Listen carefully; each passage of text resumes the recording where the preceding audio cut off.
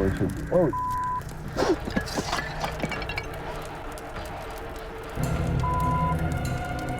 That's when I popped out.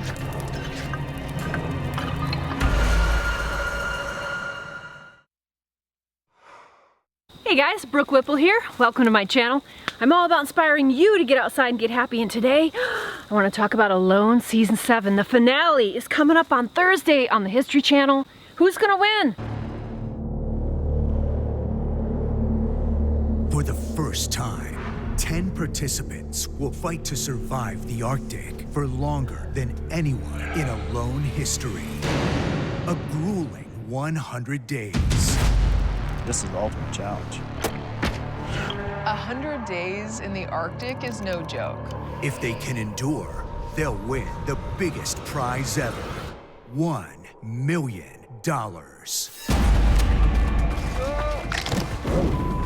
You can't tap out when there's $1 million on the line. Oh my gosh. How hard can you work for $10,000 a day? It looks like frostbite. This is Alone $1 Million Challenge. They're just surrounding my shelter.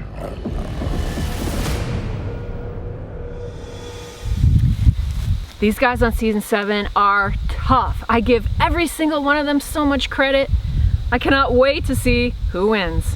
Attempting to survive 100 days in the wilderness with 10 items blows my mind. It is so hard to survive 30 days, let alone 100. I'm really excited to see how this thing ends, and we're gonna look at some clips that History shared with me of the upcoming episode, so stay tuned for that. I wanna go into some tactics that I used on Alone Season 4 and 5 that helped me stay as long as I did. And then I wanna share a tip involving these 3 rocks and how these 3 rocks helped to keep me alive. But first, let's take a look at one of these clips that History sent me of the upcoming finale episode. Here it is. Everybody's gonna watch this and say, oh, he had all that muskox. But that muskox is an old, dry, tough bull. There's certain animals that are fat. Beaver, raccoons, possums, bears. You can live off fat animals. I call it fat meat. That porcupine was fat meat, and I miss it already. But muskox ain't. Muskox more like a buffalo, lean. So I'm really hoping to get a fresh fish or two here through the ice, and that'll supplement my diet.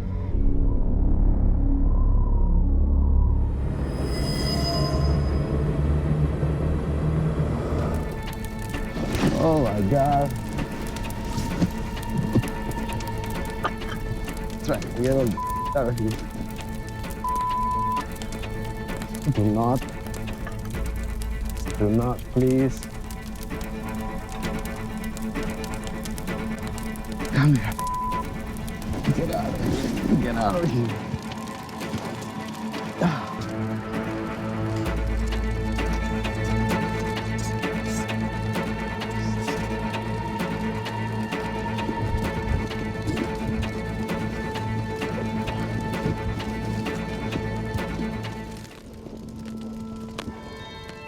Oh my God. I can't believe the timing of it. I guess it was my time to leave.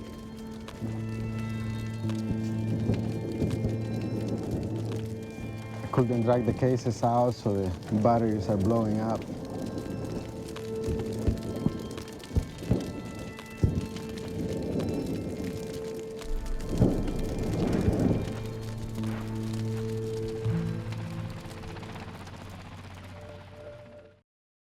Oh, is it over?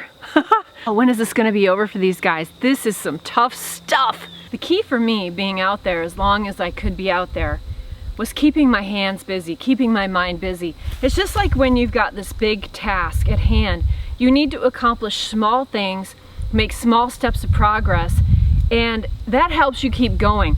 There's always something to do, and it usually revolves around fire, water, shelter, and food. Now once you get your shelter built, you've mastered fire. It really gets down to food and water every day, and firewood. Processing firewood takes so much time, but even that every day, you get it done and you're left with just lots of time on your hands. Then it's time to look for food. Maybe you're fishing with the tides and you've got to wait out the tide. You gather your water, your shelter's built, you've got traps set, you've got an active fishing line fishing for you. In the meantime, every day turns into the same day over and over and over. You're doing the same things in the same location, and it can get so monotonous and your mind can just want to explode with the sameness. There's no new inputs and there's no way to express yourself other than talking to your camera. And that's why for me, making things became a real lifesaver. Being able to take birch bark and make a basket was huge. Being able to take some of my trapping wire and make some earrings. It was huge to be able to occupy your mind with just different things every day. A lot of times it would revolve around food, you know.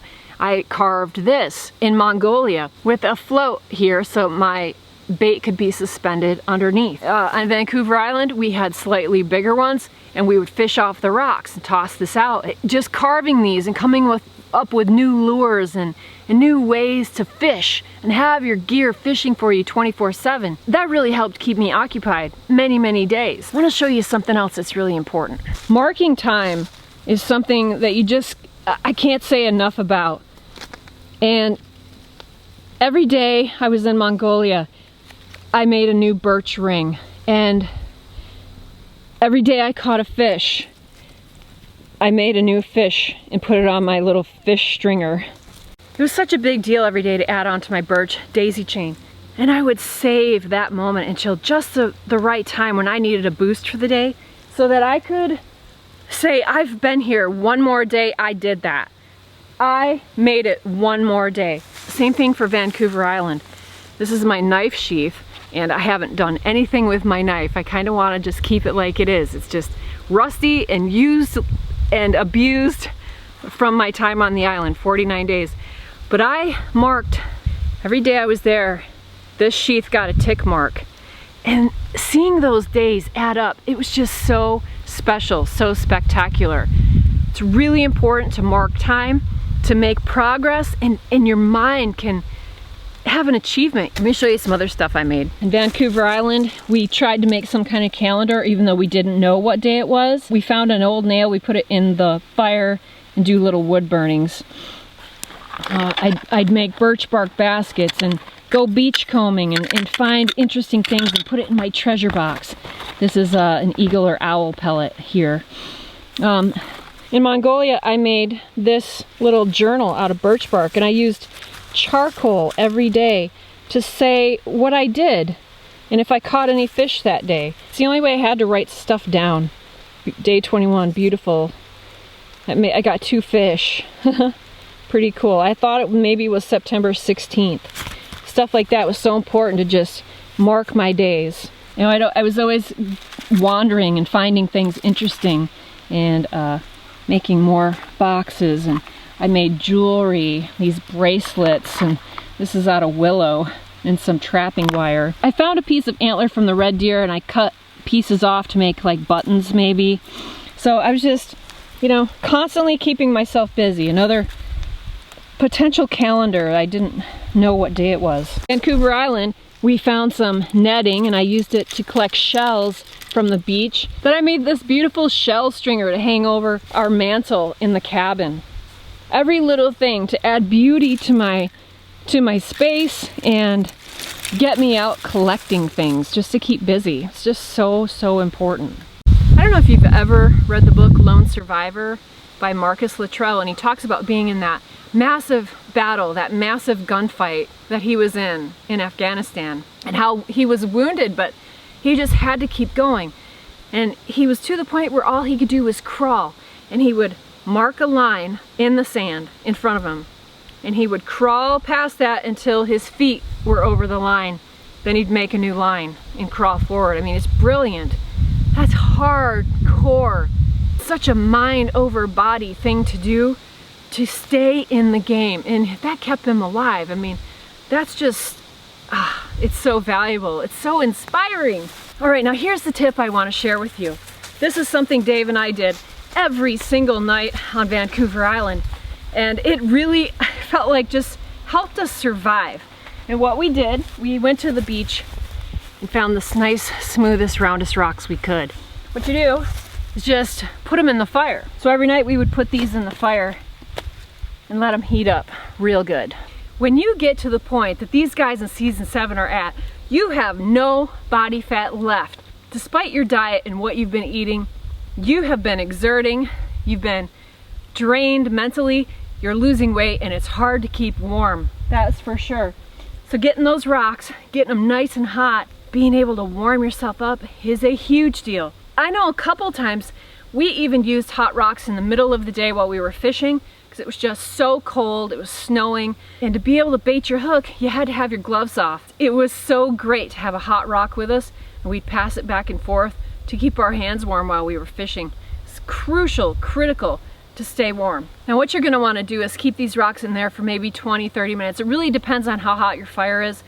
There's a fine line between the rock being too hot and the rock being just right, and it takes a little bit of just trial and error to get that right, because once you take it out of the fire, you're gonna stuff it into a wool sock. Now it's gotta be 100% pure wool. You don't wanna use anything but wool for this. I don't know if you can tell, but there is some yellowing here on my socks of where I've had hot rocks in here, and they will scorch the wool and make it brown. You're gonna be pretty safe if you get the rock at the right temperature.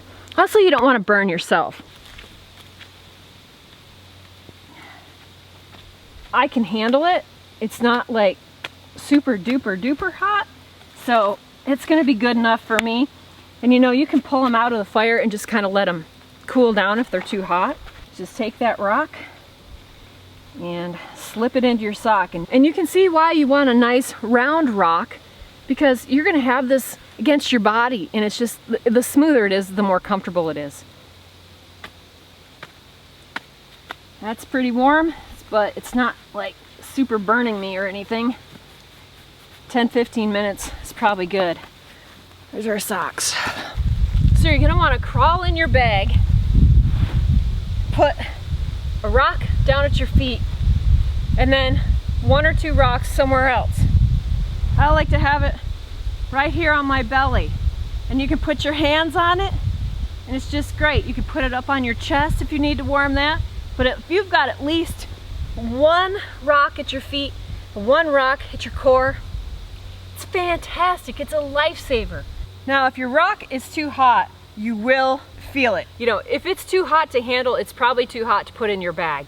So you're gonna want them at least warm enough that they're gonna hold the heat, but not too hot that it's gonna burn your sock, burn your bag, or burn you. Hot rocks are a secret weapon. So get an extra pair of wool socks, find a couple of round rocks, have the best sleep of your life with a couple of hot rocks in a sleeping bag.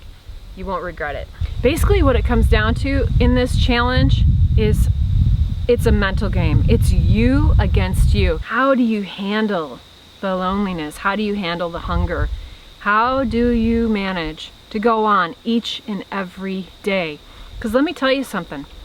The money is a huge draw, and everyone's like, oh, I would do it. I would stay in there no matter what. But let me tell you what, that money by day like 15, maybe day 20, doesn't mean anything.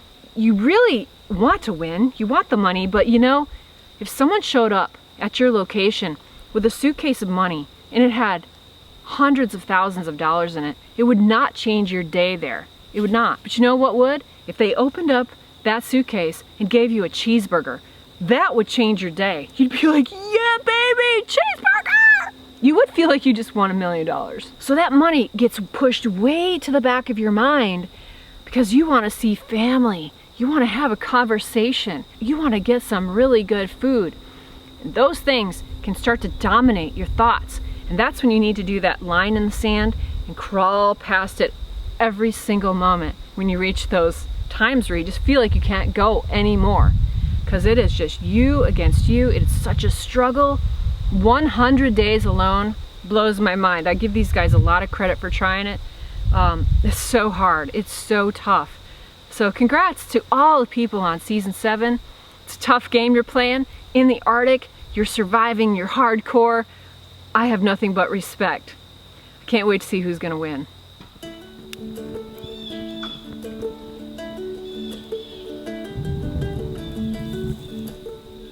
What an experience, what a journey. Well, we're gonna find out who takes home the money. On Thursday, join me as we get to see the finale, the 3-hour finale on history. I hope to see you there. I wanna see who wins. Ow! Thanks for watching this video, guys. I'll see you in the next one. This is Girl in the Woods. She gone. Oh, don't forget to get outside and get happy.